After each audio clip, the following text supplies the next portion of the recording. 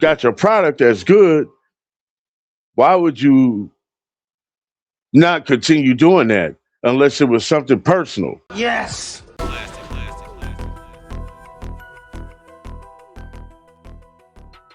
How can one of the most successful rapper producer partnerships in modern hip hop make 6 albums when Nas' first Grammy and apparently end with both of them not even speaking?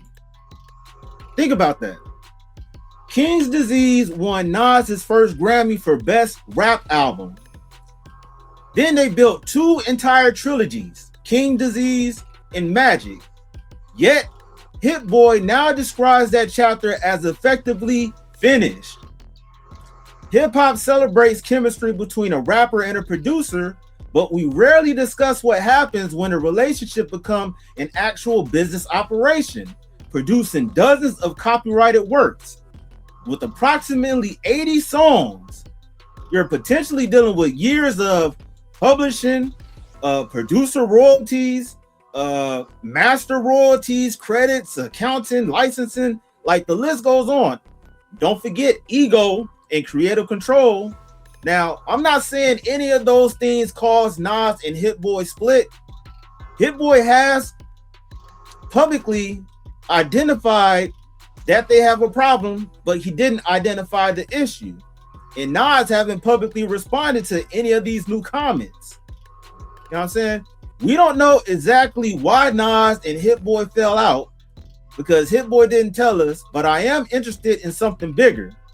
How do 2 people create 80 records together, completely change the narrative around Nas' production, win a Grammy together, and 3 years later, they're not even speaking? Who does that? Great musical chemistry does not automatically create a great long-term business relationship, because making the music and managing the success created by the music are 2 completely different relationships. 2 people can understand each other perfectly inside the studio and eventually disagree about what happens outside the studio. Yup. When you making the first record, everybody has the same immediate goal: make a great record. But when that record succeeds, suddenly there's more questions. Who get what percentage? Who gets credit? Who controls the direction? Who gets the bigger opportunity? Who feels undervalued? Like, who needs who more? What happens when one person wants to move on? Like, success doesn't necessarily eliminate problems. Success can create new things to disagree about. And Hit-Boy himself made a vision of this point, saying success is a dirty word, before discussing ego and insecurity in the industry. This Nas and Hit-Boy situation is a prime example. What makes their situation so fascinating, though, is the fact they didn't even break apart because the music obviously wasn't working. The music was working. They made approximately 80 songs in 3 years. They made 6 albums. As I said before, King's Disease gave Nas his first Grammy win. And in 2023, both sounded publicly open to continue Nas to continue. And Nas said they could definitely make more albums, while Hit-Boy indicated he'd be open whenever Nas wanted to continue. Fast forward 3 years later, and Hit-Boy say they haven't spoken, and he doesn't see them working together again. Damn. Normally, when something fails, we understand why people stop doing it. But what's interesting here is that Nas and Hit-Boy stopped after their partnership worked. Now that's powerful, you feel me? Because it challenges the assumption success equals healthy relationships. Success only tell us the product worked. It tell us nothing about whether the relationship worked, bro. I was just sitting there thinking about everything that you were saying about their relationship, and then I put it in perspective of like the metaphor of how in hip hop, you cooking it up. You cooking up, you know what I'm saying? And they cooked up the, you know what I'm saying? And you got one part that, you know, that's got this part of that situation, this part of this situation, and then they making good money because they got good product, because they cooking it up good. You like nobody else. You know what I mean? And all of a sudden, if you got business like that and you got your product that's good, why would you not continue doing that unless it was something personal? Yes. Honestly, that's the only thing I could think of. You know what I'm saying? Because you got to think like, you know, it's business. You know what I'm saying? That's what it is. It ain't never business. You know what I'm saying? Who cares what the relationship is? Because there's two different coasts too. You know what I mean? But the point is, like, this is the first time you got a Grammy. You should be proud of that. You should be happy that that man came into your life for that to happen. You know what I'm saying? Because it didn't happen in your younger age. And I gotta say, Nas is one of those voices in hip hop that's a timeless voice, a timeless style of rap. You know what I'm saying? Like it is, to me, it'll be forever.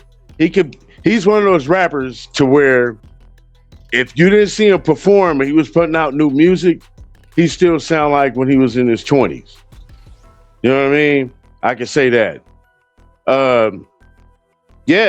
Something went sour between them and their relationship personally, man, because like I said, you got good product, you know what I'm saying? You cooking it up, you know, you an old head and you got recognition.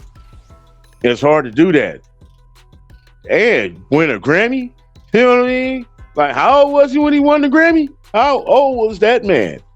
Yo, that's crazy right there, bro. For your first, and you are one of the top poets of hip hop. He ain't lying. Honestly, that's what I'm saying. Nas and Hit-Boy proves something that people misunderstand about the music industry. Like, chemistry can make you a classic album. Chemistry can make you millions of streams. Chemistry can even win you a Grammy, but chemistry cannot negotiate your business, control ego, establish boundaries, or guarantee a friendship. That's why I believe great musical chemistry doesn't automatically create a great business relationship. Making the music is something way more easier than what people really give it credit for.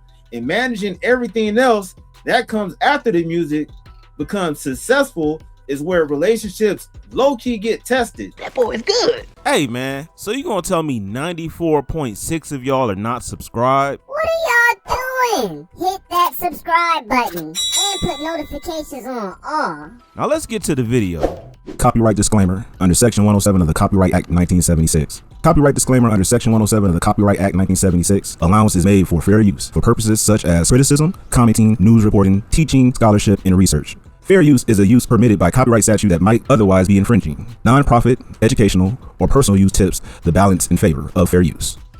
Are you a fan of my brand and want to show your support? Well, I got some awesome merch for you to check out today. I got everything from stylish t-shirts featuring my logo to cozy hoodies that are perfect for those chilly nights. And don't forget about the signature hats and mugs. Whether you heading out to a concert, running errands, or just hanging out with friends, my merch is the perfect way to show your love for the brand. And the best part, I got some exclusive deals and discounts going on right now. So what you waiting for? Head over to the store, grab your favorite item before they gone.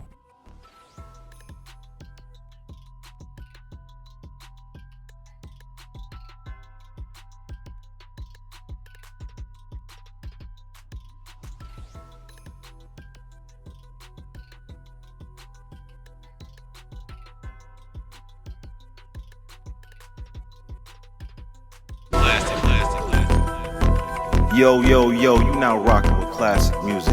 Now what I want you to do is hit that like, subscribe, and comment on this video. Yeah, let's get it.